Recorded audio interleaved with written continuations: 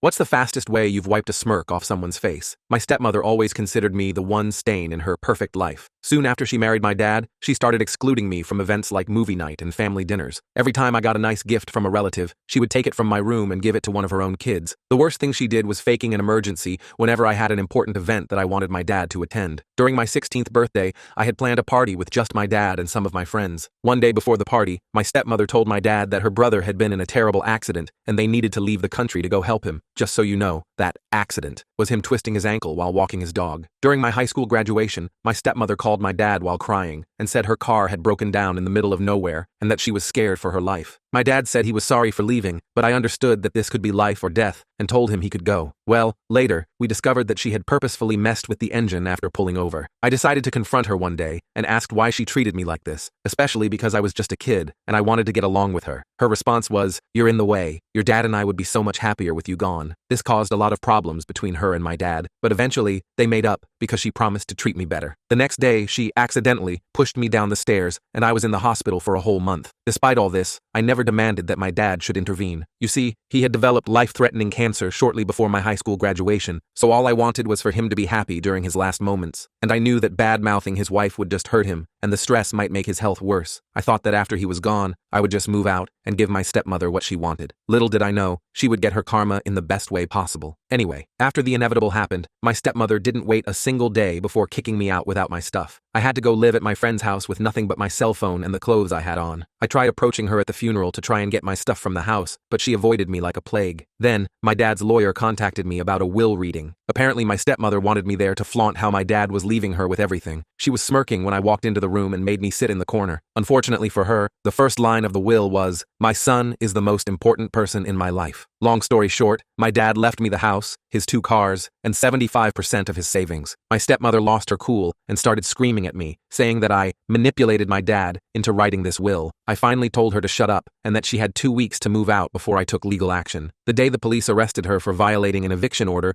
was probably one of the best days of my life.